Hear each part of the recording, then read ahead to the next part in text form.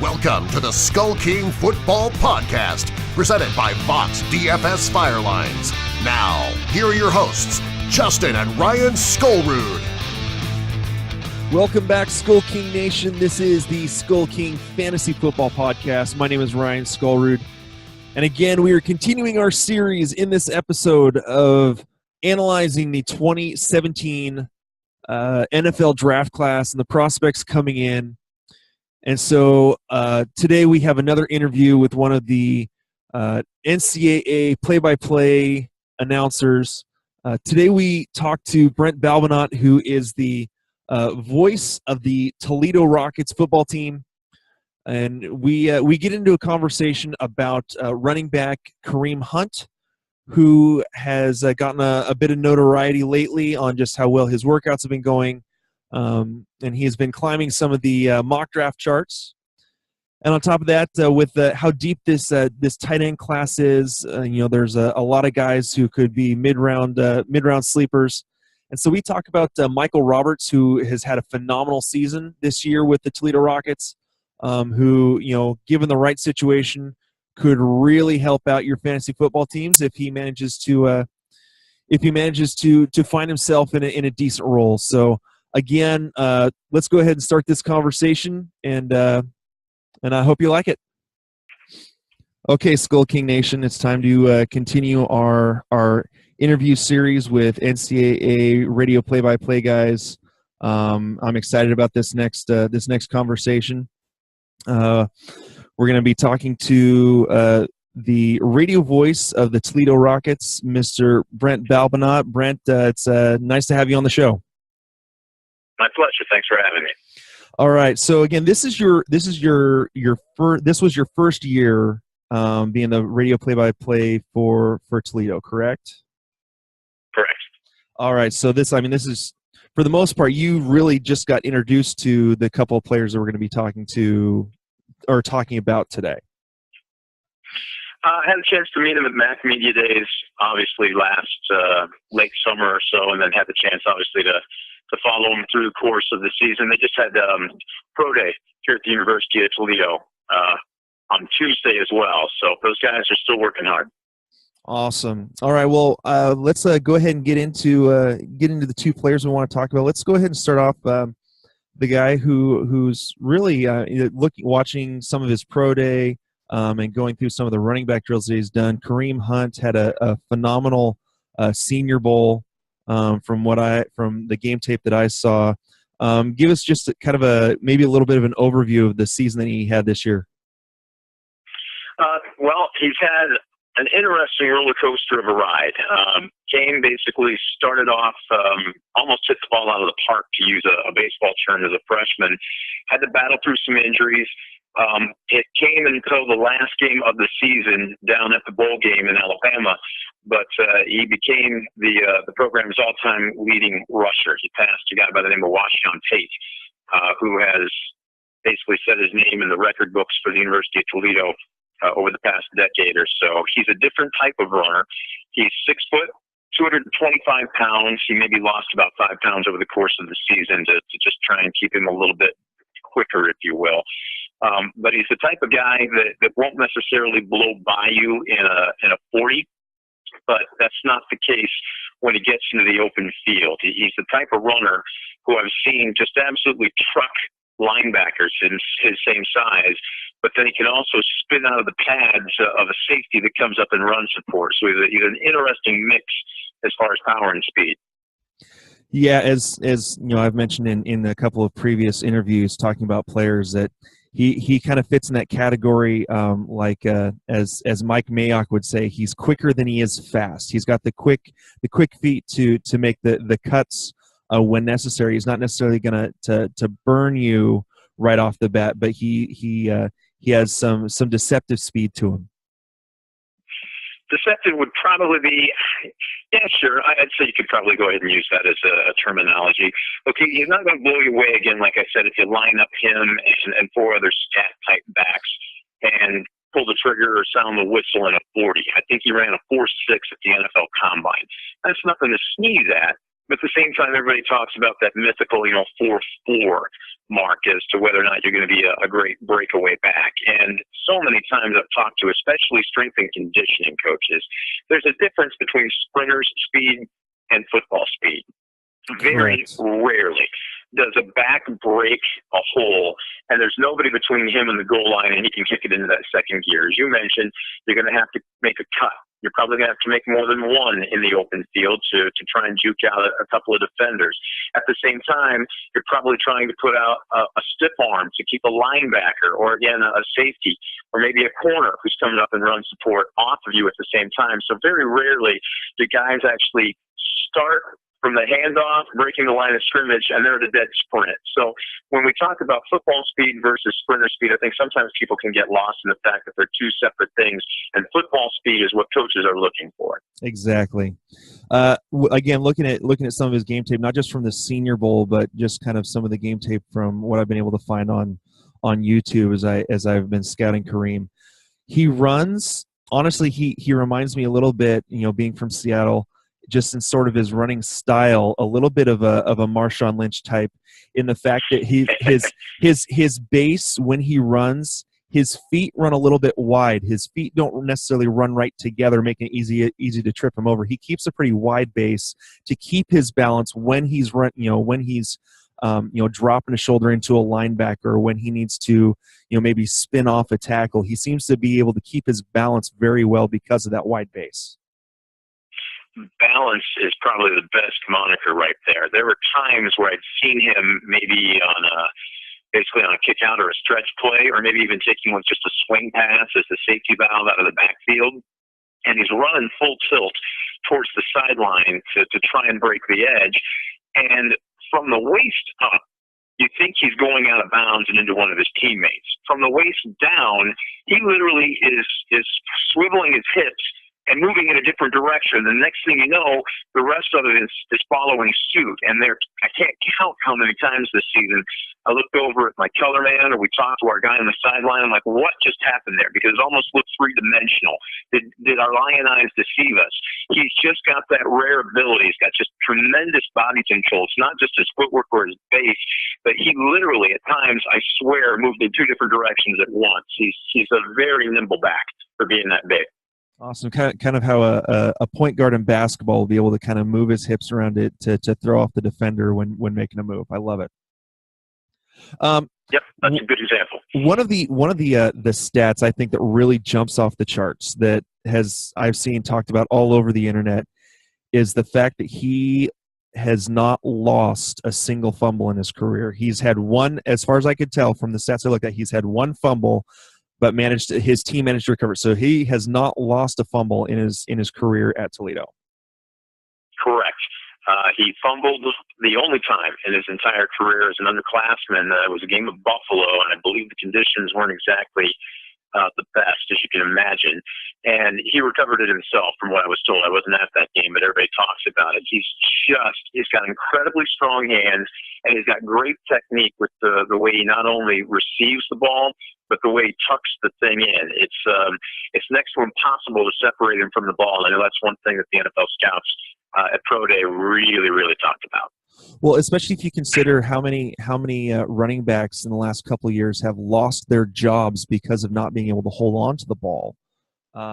Even looking at what was the running back in for the Redskins, who got basically taken over by an undrafted free agent because he couldn't hold on to the ball. And so ball security is going to be so huge for being in the NFL.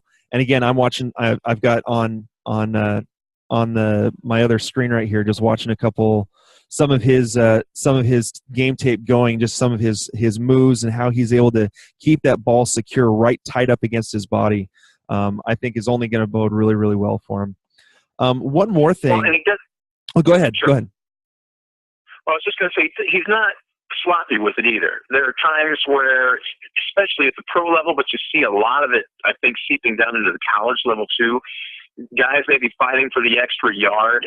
They get a little loose with the ball. Or I know it's become almost an epidemic of guys getting cocky and just kind of carrying the ball like a loaf of bread. And how many times have we seen it in the past couple of seasons, guys flipping the ball before they even cross the goal line? UT is a blue-collar town. It is a blue-collar program, and I will guarantee you he has been taught the value not only of ball security, but to me that goes beyond that. To me, it's respect for the game, and this kid has that. You're not going to see a lot of flash, hear a lot of trash come out of his mouth. He plays the game the right way. Yeah, and like I say, just watching some of his drills at his pro day, that ball. I mean, yeah, he's got his hands wrapped around it, but it is tight to his chest as he's running, and just Yep. You can tell he has been trained very well on ball security. Again, just a couple more little notes on him. Some of the game tape, he, while he's on that 220, 225 range, it looks like.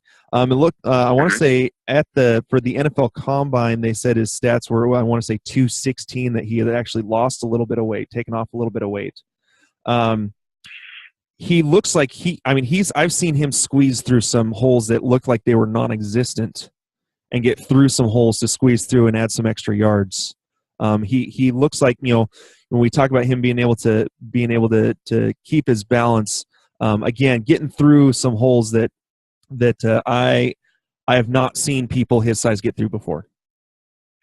Well, and part of that, too, is you have to understand the style of play that they play, not just at the University of Toledo, but in the MAC. Where I came from the Big Ten, and I joked with the head coach after my first game. I'm like, hey, mix in a fullback, will you? Take at least 10 seconds off the game clock before you snap the ball. I was used to a lot of the action staying in between the hash marks. Then all of a sudden coming over to the MAC where you see virtually everybody running the spread, you have to be able to multitask. You have to be more valuable, or you can't be pigeonholed, I guess, so to speak, if you're going to run in a single back style of offense. And Kareem Hunt, interesting that you mentioned 216, because I didn't get weight when I was over there, but that surprised me that maybe he's dropped about 10 pounds just from the speed aspect of it. This is a kid that could easily put another 10 pounds right back on his frame and really not miss much of a beat. But we've talked about getting him into the open field and trying to be able to use football speed versus sprinter speed. At the same time, it wasn't uncommon for him on second or even third and short for him to need to display the type of talent that a power back would, to be able to pick up an extra yard or two to move the chains. I know that doesn't make the highlight reel at 6 and 10, but it's also very important when you can buy yourself a fresh set of downs, keep the opposition's offense off the field, and give yourself another chance to go ahead and get into scoring position. So it wasn't uncommon for him to make great moves or bust behind that great offensive line and only have a safety between him and the goal line. It wasn't uncommon in short yardage situations to see him just what we used to call a slam or a common dive play go off the hip of his big center off of the right or the left side and just lower the shoulder. And his pad level was incredible. I don't think that's anything we've talked about yet. He gets low. He keeps those legs driving like pistons, and it was very difficult to bring him down one-on-one. Very rarely did we see that. He needed to be gang tackled. So he's got the dimension to him that he can, if need be, on certain occasions, run as a power back as much as a breakaway back. Yeah, he is. Again, watching the game tape, he is not afraid of contact, and that's, again, being a Seattle fan and watching Marshawn Lynch over the past few years, and even Thomas Rawls, how he's played the last couple of years. Those guys are not afraid of contact, and they won't try to go out of bounds. They will drop their shoulder and try to get the extra 2 to 3 yards, and I've seen that over and over and over in Kareem's style of play. Yep. I agree with you. I know you keep using Marshawn Lynch. I'm a little bit older than you, Ryan, but I'm thinking of a guy, you mentioned Redskins, and that immediately popped into my head going back to the mid to late 80s, a guy by the name of John Riggins. They called him the Diesel, was that type of runner as well, and he reminds me a lot of that style. Yeah. All right. Well, just to kind of quickly go over his stats that he had his senior year, 262 rushing attempts, 1,475 rush yards, an average of 5.6 yards per game and 10 touchdowns. And it looks like this last year they really utilized him in the passing game at 41 receptions when he had a combined 30-31 before that in his first 3 years. 41 receptions for 403 yards. He looks like this last year they really utilized him in the passing game and really showed his versatility. Well, I was going to say they have and still do have several weapons as far as the passing game goes. Again, when you run that spread offense, you better have multiple weapons. When you think about how he got his yards, it's not just the fact that he picked up that type of yards. He averaged more yards per reception than he did per rush at 9.8 yards per catch. That's almost a first down when you think about it. That's almost a first down with every reception that he had. He's got hands, and when you get him the ball in space, whether it's him breaking through the line on an inside play or kind of like what we talked about, just kind of using him as a safety valve, he learned the craft, so to speak. He wasn't, I don't want to say he wasn't comfortable, but he needed to get a few things set as far as footwork, as far as vision, as far as being able to decide ahead of time how the defense was set up and how he was going to get those yards, and he really, really impressed in that area. All right. Well, let's go ahead and move on to our next player. We've got we want to talk about Michael Roberts. I've seen him climbing up some draft boards and just getting a little bit more notoriety. Honestly, when I was looking him up, I had seen his name mentioned a couple times, so I looked him up on the combine stuff. 6'4", 270-pound tight end. That is a load to bring down. I joked with him when I did, and his story, by the way, off the field is just as, if not more impressive than his story on the field. The kid is a worker. When you get a second chance, one of two things happen. You either make the most of it or you don't change. And this kid has done a tremendous job. But you look at his line, as you just mentioned, 6'5". He told me 272 because he was proud of every pound because he claimed it was good weight. And I would agree with him. But when you take a look at it, those are left guard numbers. You would think he was an interior lineman if you didn't have a position behind his name. He's got the size of a left guard. He's got the hands of a wide receiver, and he's got the feet of a running back. Quite often you hear the phrase freak used, and I say that in a completely complimentary way, but he just is. He is a freak athlete. We talked about Kareem being a guy that's next to impossible to gang tackle. I guarantee you, corners, safeties, even some linebackers did not want to meet this guy grill to grill in the open field because it was almost always a losing proposition for him. Yeah, and you're talking about his athleticism. He actually was at the combine top 5 in the 3-cone drill, just quickness of feet and changing direction, which again is a testament to his athleticism. Again, we're going back to his size. He finished this year with 45 receptions for 533 yards and 16 TDs. 1/3 of all of his receptions were in the end zone for a TD. Yeah. He knows how to set up, and this is one thing, again, probably because of his size. When you think of guys on the edge who are breakaway, who can just basically blow by a cover man with their speed, he has great speed for his size, but he's not going to be that type of receiver. But the amount of time this guy spent in the film room, I had a chance to watch him once, and you could just see him putting stuff in the mental Rolodex as he was preparing for that weekend's game. Okay, this guy tends to cross with this foot. Okay, if I can give him this move, if I can extend the stem on a route and get him to commit, I'll cut off here. The type of guy that can get a defensive back to move his hips, to turn his hips, and then boom, you'd watch him kick it into a second gear. This guy is susceptible to a double move. He is as mentally sharp as anybody that's going to be entering this draft. It's not just his physical. This guy is a student of the game, and he knows how to set up government. Yeah, again, with what little bit of tape I've been able to find on Michael Roberts, he also seems to be able to find the open zone in defenses very well. He's very well at prodding and poking and trying to find that little zone that's opened up in the defense to make sure he can get open and to be an outlet for the quarterback. Well, and that's just it, too. He doesn't try to do somebody else's job. And whoever drafts him, I would love to see him go to a team where they have at least one deep threat. Because he's not the type of kid that will continue to wander down the field. If he finds the hole in the backside of his own, he'll fit it. I mean, at 6'5", 270, all he has to do is stick his arms up, and you cannot miss him unless you're basically on your way to your backside. He will sit. He does not try and do too much. He'll get yards after the catch no matter where he is on the field. Yeah. Now, since he's a tight end, one of the things that a lot of teams are going to be looking for is his ability to block. And just if we could just get a just kind of a quick report on his blocking, not only from being in line, but also when say he's lined up in the slot, moving in and getting the blocks in there. Yeah, he is big, but again, sometimes blocking is more about technique. So. Very much so. In the day, especially at the college level where you don't hear the term tight end as much anymore, you hear the term flex end, which I get what they're trying to do. But to me, at the end of the day, you still have to be multi-talented to play that position. He can line up wide, but they put him basically down on a three-point stance quite a bit. They'll move him around, too. They'll flip him from side to side. I know he's worked feverishly, not just on pad level, but footwork, especially when you're on the edge and maybe they're sending a speed guy at you.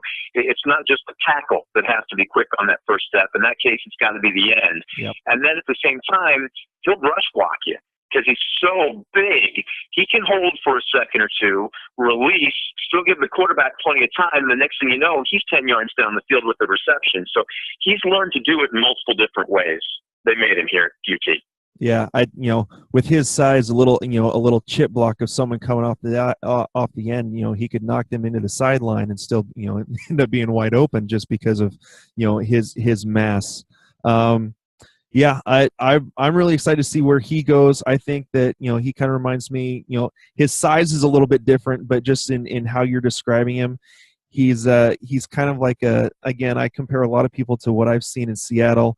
Kind of a Luke Wilson in terms of his catching ability and just being able to find those zones. Luke Wilson's not going to burn anyone, but he will get the yards after the catch. A tough player, and a good blocker as well. So again, I'm really looking forward to seeing where both Kareem and Michael go in the draft.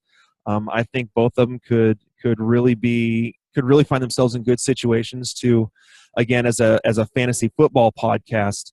Find themselves in positions that could, produce and be very beneficial to someone's fantasy football team. So, again, both these go guys ahead. I would say would be sleepers, Ryan. Absolutely, especially Michael Roberts. If he finds himself in the right offensive system, I wouldn't be afraid to make him a pick right off the bat. He's got star potential. It would be interesting to see if he could end up in somewhere like New Orleans that really likes utilizing that tight end. I know they've got Kobe Fleener there, but perfect for him. Yeah. So, yep. All right. Again, I want to thank you. Again, this is we have been talking with Brent Balbinot of the radio voice of the Toledo Rockets. Again, I want to thank you, Brent, for giving up a little bit of your time to speak with us and sharing a little bit about Kareem and Michael. My pleasure. Thanks for the opportunity. Not a problem, and we'll have to, we'll see if if there's you've got anyone coming out next year. We'll have to do this again. You know how to get a hold of me. Feel free. All right, thank you. It's good talking to you, and we'll talk to you later. Hey, Skull King Nation! Thank you for listening to the Skull King Football Podcast. Did you like this episode? If so, be sure to go to iTunes, Stitcher, Google Play, and YouTube to subscribe. Also, please leave us a rating and reviews to let us know how we can better help you rule your leagues.